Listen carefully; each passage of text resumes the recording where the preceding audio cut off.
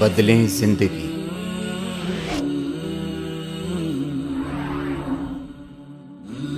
زیتون T V.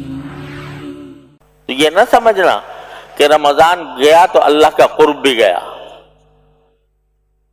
بلکہ جب میرے بندے تم سے پوچھیں، اذا سألک عبادی انی، جب تم سے میرے بندے پوچھیں تو کہتے ہیں میں قریب ہوں، اجیب دعوت الداع اذا دعان، اور جو پکارنے والا مجھے پکارتا ہے تو اس کو کی پکار کا میں جواب دیتا ہوں۔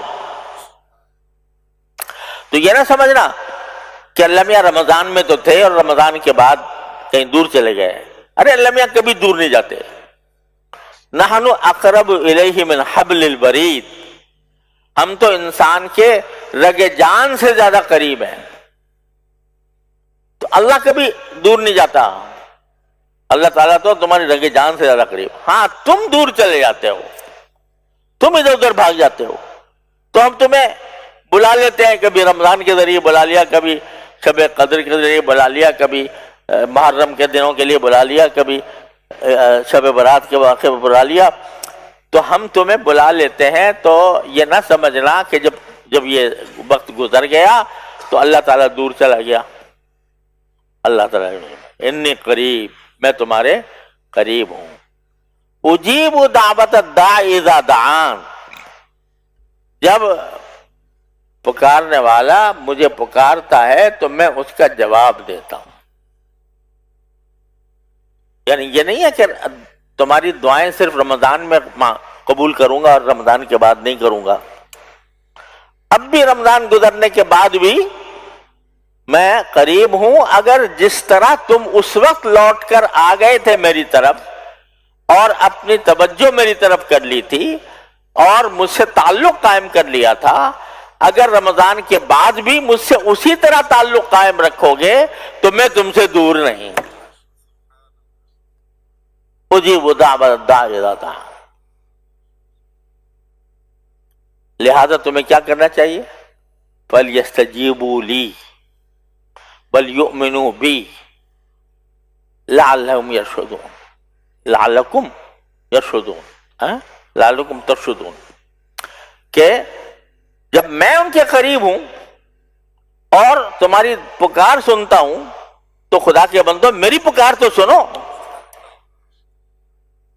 فَلْيَسْتَجِيبُوا لِي، تو میری پکار بھی تو سنو، اور پکار کیا ہے؟ وَلْيُؤْمِنُوا بِي، میرے اوپر ایمان پختہ کرو تاکہ تمہیں ہدایت کا راستہ مل جائے۔ تو کیا نظام عمل بتایا ہے اللہ جل جلالہ نے ان آیات کریمہ کے اندر، رمضان کا بھی، رمضان کے بعد کا بھی، اور اپنے قرب کا راستہ بھی بتا دیا کہ وَلْيُؤْمِنُوا بِي وَلْيَسْتَجِيبُوا لِي وَلْيُؤْمِنُوا بِي۔ لہذا یہ جو فرما دیا کہ میں قریب ہوں، معنی یہ کہ تم دور چلے جاتے ہو، اگر تم بھی قریب آؤ گے اسی طرح جیسے رمضان میں آئے تھے تو پھر رمضان اور غیر رمضان میں کوئی فرق نہیں۔ اسی کو فرمایا بزرگوں نے، ہر شب شب قدرست اگر قدر بدانی، ہر شب شب قدرست اگر قدر بدانی، ہر رات شب قدر ہے اگر تم اس کی قدر پہچانو۔ ہر رات شب قدر ہے۔ کیوں؟ شب قدر میں کیا ہوتا ہے؟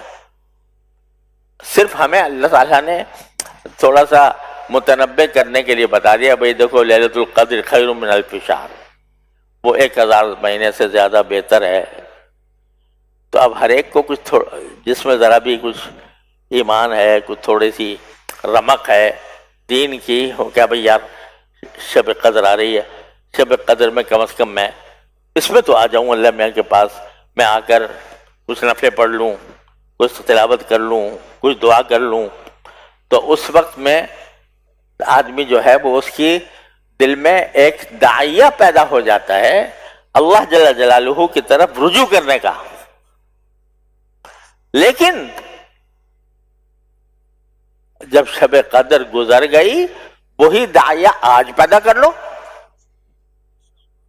وہی داعیہ آج پیدا کر لو کہ یہ بھی تو وہ اللہ تعالیٰ کی بنائی ہوئی رات ہے، یہ بھی تو ایسی رات ہے جس کے اندر نبی کریم صلی اللہ علیہ وسلم اللہ تعالیٰ کی بارگاہ میں سجدہ ریز ہوا کرتے تھے اور دعائیں مانگا کرتے تھے۔ تو اگر قدر پہچانو تو ہر رات شب قدر ہے، ہر شب قدر است اگر قدر بدانی، اگر قدر پہچانو تو۔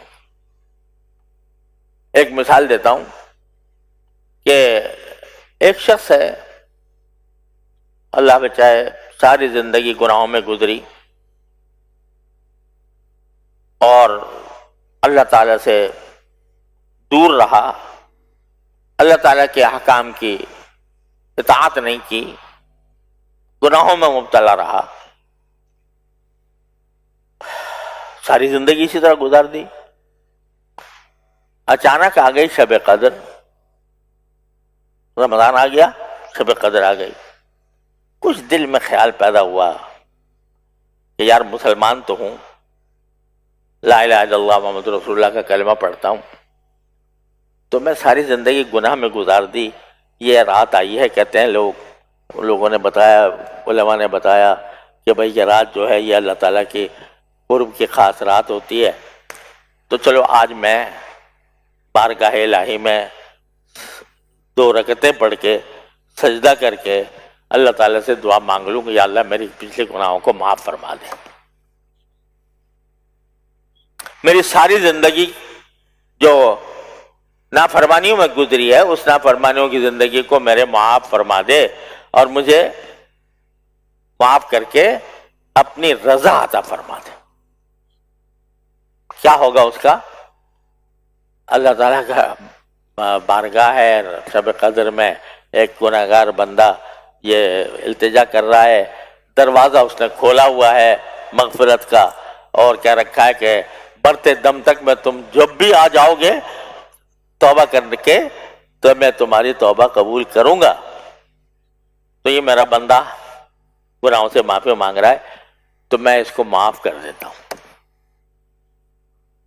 فرض کرو اسی رات میں انتقال ہو جاتا ہے اس کا، کیا ہوگا؟ کیا ہوگا اس کا انجام؟ سیدھا جنت میں، ٹھیک؟ لیکن شب قدر میں اس نے یہ شب قدر سے پیدا اٹھایا، اس کے دل میں ایک تڑپ پیدا ہو گئی، اس نے یہ کام کر لیا، اللہ تعالیٰ نے سارے گناہوں پر خط تنصیر پھیر دیا۔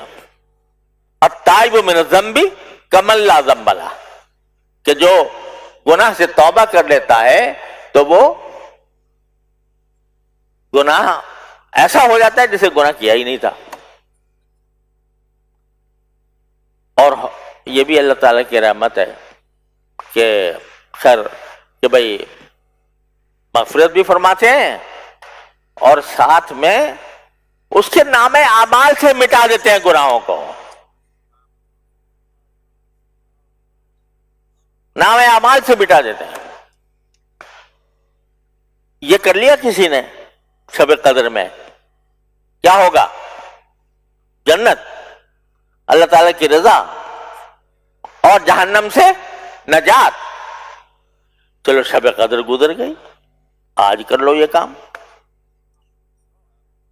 آج یہی کام کر لو جو شب قدر میں کر رہے تھے، وہ آج کر لو کہ اللہ بہت گناہ گار ہوں، بہت خطا کار ہوں، میں نے اپنی ساری زندگی غفلت میں گزاری ہے، آپ کے بارگاہ آپ سے میں دور ہو گیا تھا، یا اللہ مجھے معاف فرما دے، میں توبہ کرتا ہوں اپنے سارے گناہ سے۔ آج کر لو، وہی نتیجہ نکلے گا جو لیلۃ القدر میں نکلا تھا۔ اس کے بعد اگر انتقال کر گئے، جس طرح وہ لیلۃ القدر والا آدمی جنت میں چلا گیا تھا، اسی طرح تم بھی چلے جاؤ گے۔ اس لیے بزرگوں نے جو فرمایا اسی غلط نہیں کہہ دیا کہ ہر شب قدر است اگر قدر بدانی، ہر رات شب قدر ہے اگر تم اس کی قدر پہچانو۔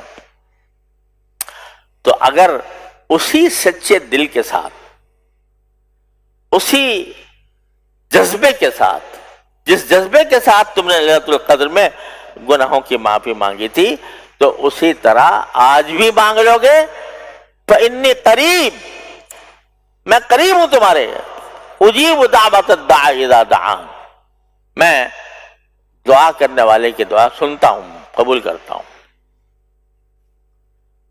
اور یہ جو میں نے ابھی کہا تھا نا کہ جب اللہ تبارک و تعالیٰ معاف فرماتے ہیں تو ان کی کریمی یہ ہے کہ وہ نامہ اعمال سے بھی خارج کر دیتے ہیں اس کے گناہ کو۔ اس لیے حضرات علماء نے، مفسرین نے یہ بات لکھی ہے کہ جب نیک بندوں کا ذکر ہے سورہ آل عمران کی آخری آیتوں میں، ربنا وآتنا ما وعدتنا علی رسولک ولا تخزنا یوم القیامہ،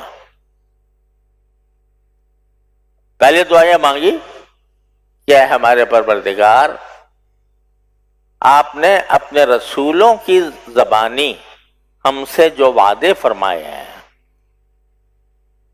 وہ وعدے ہمیں دے دیجئے، عطا کر دیجئے۔